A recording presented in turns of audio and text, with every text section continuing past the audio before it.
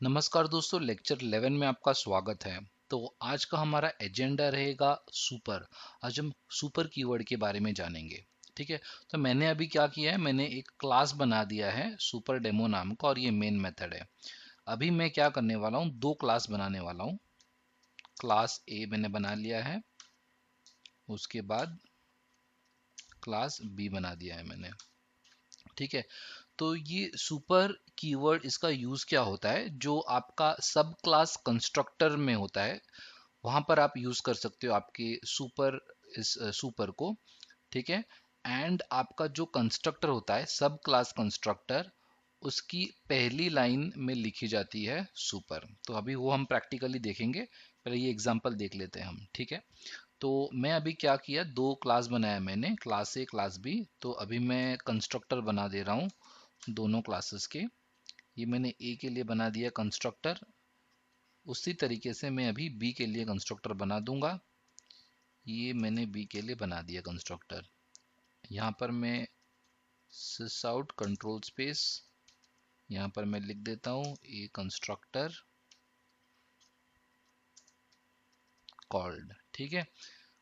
उसी तरीके से मैं यहाँ पर भी लिख दूंगा, एक प्रिंटलन बना लेते हैं, बी कंस्ट्रक्टर कॉल्ड। ठीक है। तो अभी हमने दो कंस्ट्रक्टर बना दिए, एक क्लास ए के अंदर एंड एक क्लास बी के अंदर, अपने अपने कंस्ट्रक्टर बना दिए उस क्लास के। अभी मैं यहाँ क्या करने वाला हूँ, जो क्लास बी है हमारा, उसका एक ऑब्जेक्ट बना दूंगा मैं। ये लिख लिया मैंने क्लास बी, ये मेरा object reference variable is equal to new B, ये मेरा ऑब्जेक्ट बन गया। ठीक है।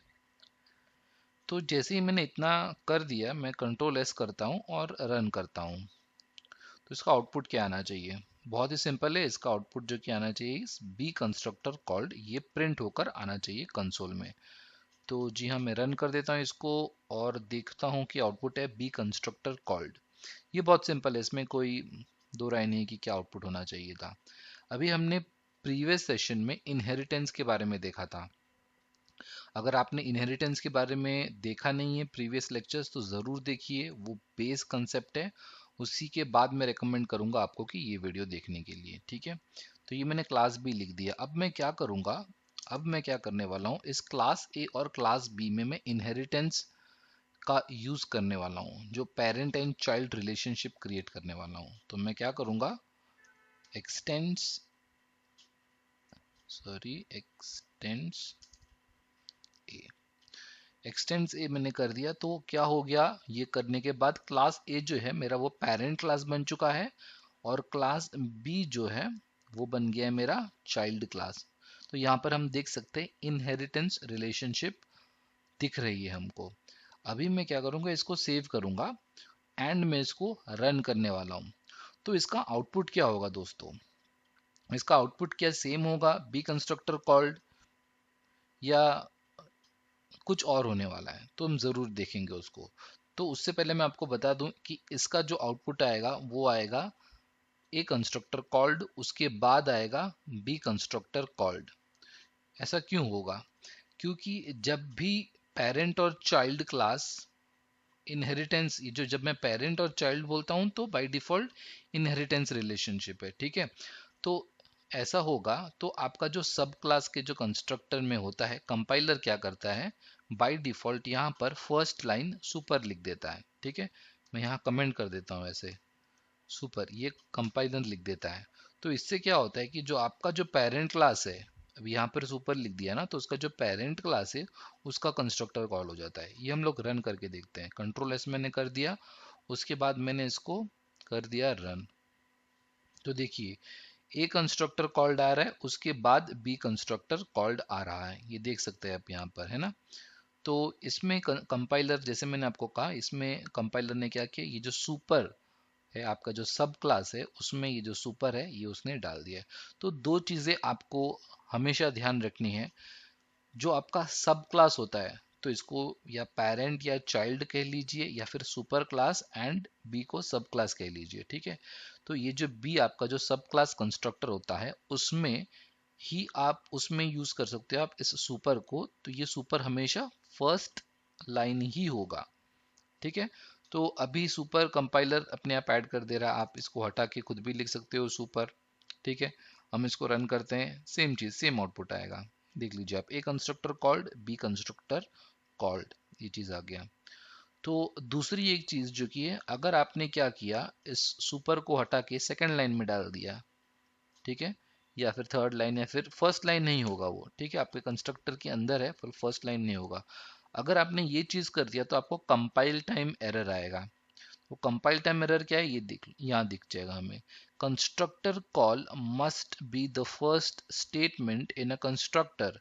इसका मीनिंग ये है कि ये जो सुपर सुपर का जो ये है ना, आपका कंस्ट्रक्टर कॉल जो हो रहा है, ये आपका फर्स्ट लाइन होना चाहिए। अगर आपका ये फर्स्ट लाइन नहीं है तो आपको कंपाइल टाइम एरर आएगा, ठीक है। तो आपको ये ध्यान में रखना है, ये बहुत ही इंपॉर्टेंट कंसेप्ट है। या आप फर्स्ट लाइन में नहीं लिख रहे हो, कुछ और लिखा हुआ है, सेकंड लाइन में आप लिख रहे हो या थर्ड लाइन में लिख रहे हो, आपका सीधा सीधा कंपाइल टाइम एरर आएगा। सुपर हमेशा सब क्लास कंस्ट्रक्टर के फर्स्ट लाइन में ही होता है। बहुत इंपॉर्टेंट कंसेप्ट है, ध्यान में रखिए इसे, ठीक है। तो मेरा क्या हो गया, ये मैंने कंस्ट्रक्टर बना दिया क्लास बी के अंदर। अभी समझो कि मैंने एक मेथड बनाया हुआ है, यहाँ पर एक मेथड बना देता हूँ, पब्लिक टेस्ट डेमो, इस नाम का कुछ एक मेथड मैंने बना दिया, ठीक है। इसके अंदर सिमिलरली, ओहो मैंने इसमें रिटर्न टाइप नहीं दिया, पब्लिक वॉइड, ठीक है, ये मैंने बना दिया मेथड। अभी मैं क्या करने वाला हूँ, सिंपल इसमें प्रिंट स्टेटमेंट मेथड कॉल्ड, ये देखिए, ये मैंने लिख दिया मेथड कॉल्ड, ठीक है, ये हो गया मेरा। अब अगर आप क्या करोगे, सुपर आपने सोचा कि ठीक है सुपर तो फर्स्ट लाइन होना चाहिए, मैं इसको कॉपी करके यहाँ डाल देता हूँ तो काम बन जाएगा, नहीं। अगर आप ऐसा करोगे तो आपको मिल जाएगा कंपाइल टाइम एरर, ठीक है। सेम चीज आ गया आपको, है ना। तो ये कंपाइल टाइम एरर क्या है देख लेते हैं हम। Constructor call must be the first statement in a constructor, वही चीज, ठीक है। तो यहाँ आपको ये ध्यान में रखना है कि सुपर जो कि आपको इस तरीके से आपको मेथड के अंदर नहीं लिखना है, आपको उसका यूसेज सिर्फ कंस्ट्रक्टर के अंदर करना है, ठीक है। तो इस चीज को मैं यहाँ से हटा देता हूँ, इसको मैं सेव कर देता हूँ। तो एक और चीज मैं आपको जो बताना चाहता हूँ कि जावा में आपका कोई भी क्लास आपने लिखा हो, ठीक है, आपने मान लीजिए कि आपने कोई ऐसा कोई क्लास लिखा हो, सिंपल एक क्लास टेस्ट नाम का कुछ लिखा है, ठीक है, ऐसा कोई क्लास लिख दिया आपने, ठीक है, टेस्ट वन ऐसा कर देता हूँ, 11 ऐसा कुछ आपने क्लास लिख दिया है। ये यहाँ पर एरर आएगा क्योंकि मैं पैकेज के ऊपर बना रहा हूँ, ये जस्ट आपको बताने के लिए बता रहा हूँ। इसको मैं कमेंट कर देता हूँ, है ना, इसको मैं ऐसे कर देता हूँ ताकि आसानी हो। हम्म, ये जस्ट एक्सप्लेनेशन के लिए मैं बता रहा हूँ आपको। तो आपने समझो ये क्लास टेस्ट 11 नाम का कुछ बना दिया है। तो हमेशा आपका जो कोई भी क्लास होता है वो सब क्लास होता है, कौन से क्लास का, ऑब्जेक्ट क्लास का। ये आप ऐसा बोल सकते हो, वो हमेशा एक्सटेंड्स करेगा ऑब्जेक्ट क्लास का। ये जो ऑब्जेक्ट क्लास होता है आपका, ये सुपर कॉस्मिक क्लास बोला जाता है या फिर ये सुपर क्लास बोला जाता है। हर कोई क्लास जावा में एक्सटेंड करता है इस क्लास को। तो अगर आप गूगल करोगे इस क्लास के बारे में जानना चाहोगे तो ये देख सकते हो आप, ये देखिए जावा के डॉक्यूमेंटेशन, क्लास ऑब्जेक्ट। सो ये देख लीजिए, class object is the root of the class hierarchy, ठीक है, ये रूट क्लास होता है। Every class has object as a super class. हर क्लास का, अभी कोई भी आप क्लास ले लो, उसका सुपर क्लास ऑब्जेक्ट ही होगा, ठीक है। All objects including arrays implement the method of this class. तो इस क्लास के कुछ कुछ मेथड्स भी हैं, तो ये देख सकते हो आप, ये क्लोन हो गया, इक्वल्स हो गया, finalize, get class, hash code, notify, है ना, टू स्ट्रिंग, वेट, ये सारे मेथड्स हैं इस क्लास के, ठीक है। तो इक्लिप्स की तरफ मूव करते हैं अभी, ये देख लीजिए। तो इस चीज़ को मैं हटा देता हूँ। तो ये मैंने आपको बता दिया ऑब्जेक्ट क्लास के बारे में, ये जानना आपके लिए बहुत ज़रूरी है। तो वो चीज़ हो गया। अभी देख लीजिए आप, अभी हमारा जो कंस्ट्रक्टर है, मान लीजिए ये आपका पैरामीटराइज्ड कंस्ट्रक्टर है। तो अगेन आपने अगर कंस्ट्रक्टर के बारे में पढ़ा नहीं है तो प्रीवियस लेक्चर्स ज़रूर देखिए, उसमें कंस्ट्रक्टर के बारे में डिटेल में मैंने बताया। तो इसमें लेट्स से मैं पैरामीटराइज्ड कंस्ट्रक्टर बनाता हूँ, इंट आई कर देता हूँ इसको, ए कंस्ट्रक्टर कॉल्ड यहाँ लिख दिया, मैं यहाँ पर इसे प्लस आई कर देता हूँ। तो ये मेरा हो गया पैरामीटराइज्ड कंस्ट्रक्टर। तो मुझे इसको कॉल करना है तो मैं क्या कर सकता हूँ, सुपर बस नंबर डाल दिया मैंने, इंटीजर डाल दिया, ठीक है। तो ये चीज हो गया। तो इससे क्या होगा, अभी अब ये कॉल होगा विद पैरामीटर एंड देन ये कॉल हो जाएगा, ठीक है। तो आपको ये चीज देखना है। अभी मैं इसको रन करूंगा, कंट्रोल एस सेव कर दिया मैंने और मैंने इसको रन कर दिया। तो आप देख सकते हो A constructor called for B constructor called, ठीक है। तो ये सुपर आपने देख लिया। तो दो इंपॉर्टेंट चीजें जो है कि आपका जो सुपर होगा वो सब क्लास के कंस्ट्रक्टर में होगा एंड आपका फर्स्ट लाइन में ही होगा।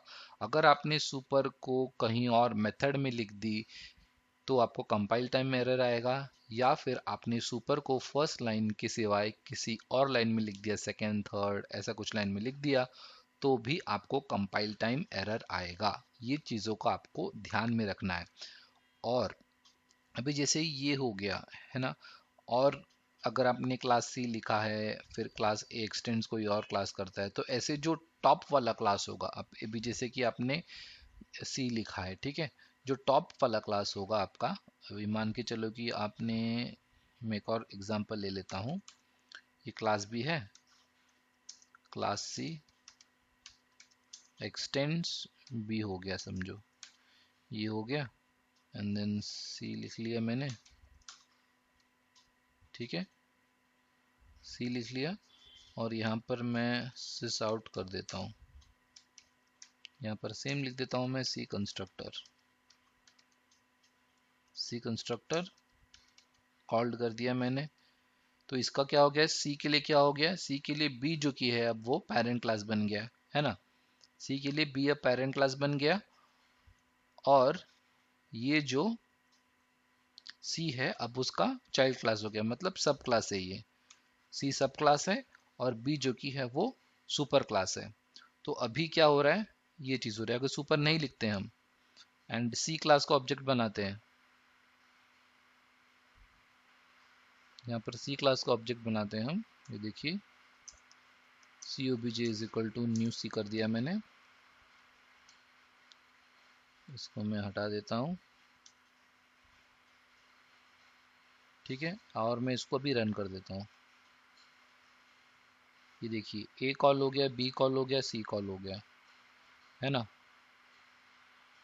तो इससे क्या हो गया, सुपर कॉल हो रहा है आपका, क्योंकि आपका कहाँ गया, आपका क्लास सी जो की है वो एक्सटेंड्स कर रहा है बी को, आपने सिर्फ सी का ऑब्जेक्ट बनाया, आपने सिर्फ सी का ऑब्जेक्ट बनाया हुआ है।